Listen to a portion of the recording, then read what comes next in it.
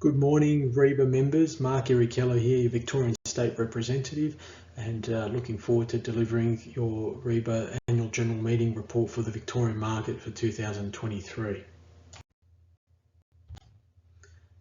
Despite all the doom and gloom over the last few years since post-COVID, even with the high interest rate hikes over 12 consecutive rate rises, global economy and inflation, the housing market issues and affordability and crisis with construction, rental supply and property to buy listings, the market has some data collected between the September quarter 2012 to 2022, which did show that over 261 suburbs and towns in Victoria had doubled in growth over that 10-year period, and some 11 suburbs tripled house value, including Mornington Peninsula, which had 6 of those suburbs on the list, all over $1 million average.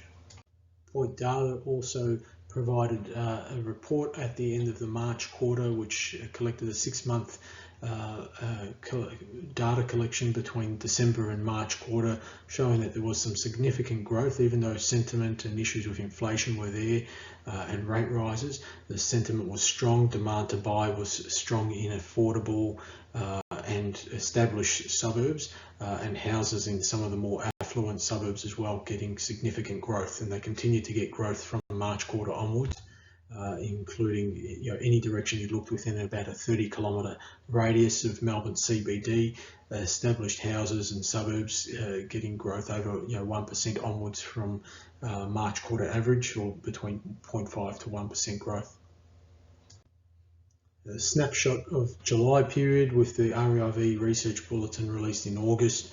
The residential market index was positive at 0.1, and house price index went up at 0.5%.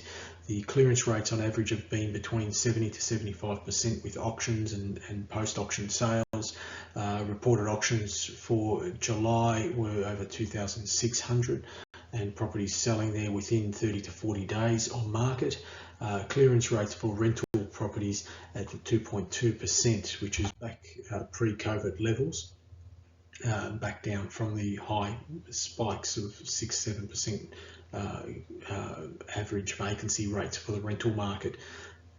The total number of auctions in the 12-month period were 31,000, and consistent at that 72 to 75% clearance rates, with Reservoir having the highest number of auctions in July reported, and pretty strong clearance rates there as well. So over 74% clearance rate just in July, and over 5 suburbs with 100% clearance rate with the auction sale. Labour shortages and infrastructure and jobs taking a lot of the residential market labour away, as well as supply chain issues globally. The housing market sales and confidence has been decreasing for new homes, people much preferring established, with the sentiment for new homes being at risk.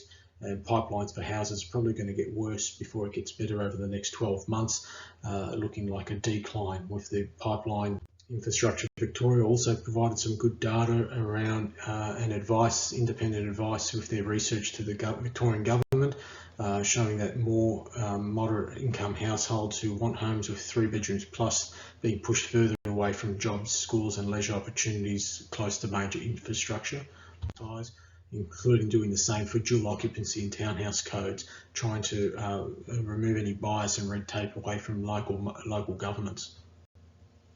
There's plenty of infrastructure with Victoria's big build on the go, and plenty from election promises that have been put on hold or under review, including Melbourne Airport Rail and some other urban developments, and the biggest one, the Commonwealth Games infrastructure projects too.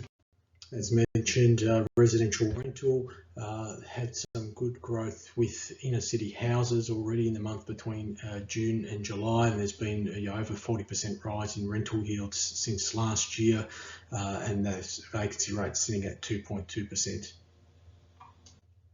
With the commercial market, there has been some decline in the values of office spaces, obviously with a lot of exiting from the CBD over the last few years. That is starting to return, but increase in industrial and warehousing to buy, more people looking to take an increased exposure in healthcare and social infrastructure, property to purchase for investment as well, and also warehousing and infrastructure is where the demand. Some of the key advocacy priorities. REIV have decided to sell and put their Camberwell premises to tender, a commercial tender. It's being sold, and then be purchasing a more centralised building for the REIV's future.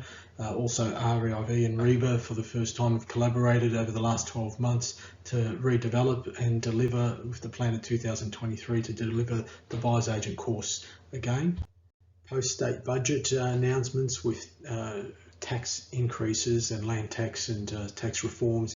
The Real Estate Institute surveyed its members, and over 70% of the agencies had an increase of owners looking to sell, investors looking to sell this spring.